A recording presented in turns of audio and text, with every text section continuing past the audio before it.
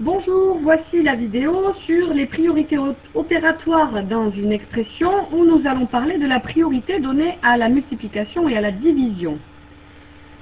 Alors, je commence la vidéo par une définition d'un mot que nous utilisons souvent, c'est le mot expression, donc une expression mathématique. Eh bien, c'est tout simplement un enchaînement de calculs. Alors, écrit souvent sous forme de lignes, on leur donne aussi un nom, on peut les appeler grand A, grand B, etc. Et ce sont donc un enchaînement de calculs, des enchaînements de calculs écrits sur une ligne dans lesquels il peut y avoir toutes sortes d'opérations, des additions, des soustractions, des multiplications, des divisions et d'autres encore. Voici une règle de priorité.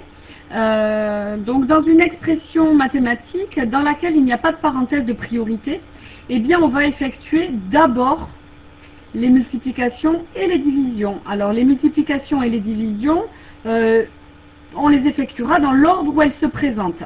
Voilà, ce qu'il faut savoir, c'est que ces deux opérations sont prioritaires par rapport à la soustraction et l'addition, qui sont donc les dernières opérations à effectuer. Nous allons nous concentrer d'abord sur les multiplications et les divisions. Sur un exemple, on y verra clair. Voici une expression qui s'appelle grand A. Elle est égale à 14 moins 2 fois 5. Et nous devons calculer cette expression, c'est-à-dire trouver la valeur de ce calcul.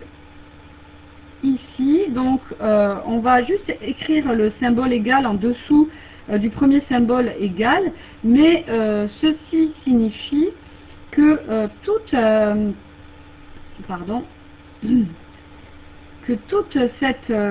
cette expression-là, voilà, va être égale à ce que nous écrivons, à ce que nous écrivons juste en dessous. Ce symbole égal prend vraiment toute l'expression grand A, doit être égale à.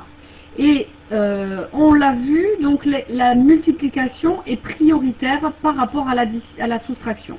Donc je dois effectuer cette multiplication en premier. Ceci ne signifie pas que je dois placer le résultat devant, placer le résultat en premier dans l'expression. Non, le résultat de cette multiplication, je vais l'écrire juste en dessous. 2 fois 5 est égal à 10. Et cette soustraction-là, je vais tout simplement la recopier, puisque, je vous le disais tout à l'heure, le signe égal représente bien, disons, l'équilibre entre tout ce qui était avant et tout ce qui est après. Donc le 14 n'ayant pas disparu du calcul, il faut absolument le recopier, et ne pas marquer seulement le résultat de la multiplication.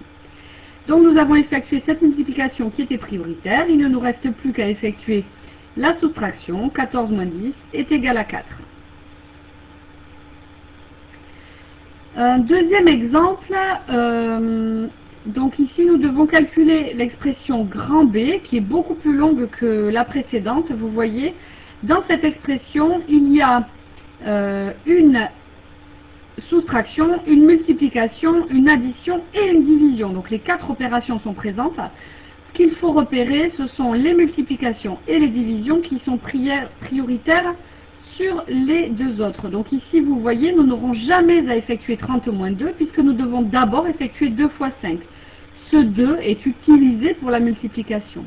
De même, nous n'aurons jamais à effectuer 5 plus 10 puisque ce 10 est utilisé pour cette division qui est prioritaire par rapport à l'addition. Donc, allons-y, effectuons ces deux opérations. Alors là, il n'y a pas vraiment d'ordre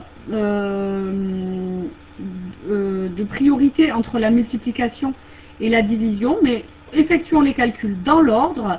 Cette multiplication apparaissant en premier, je vais l'effectuer en premier. 2 fois 5, cela fait 10.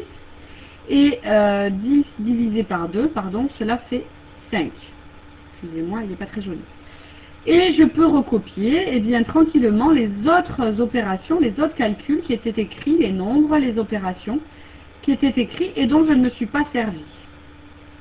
Il me reste maintenant les deux opérations prioritaires étant été effectuées. Il me reste la soustraction là et l'addition là.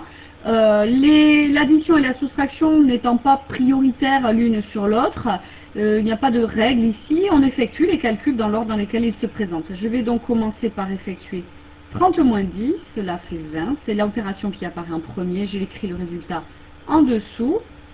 Et à la fin, j'ajoute 5, ce qui me donne 25.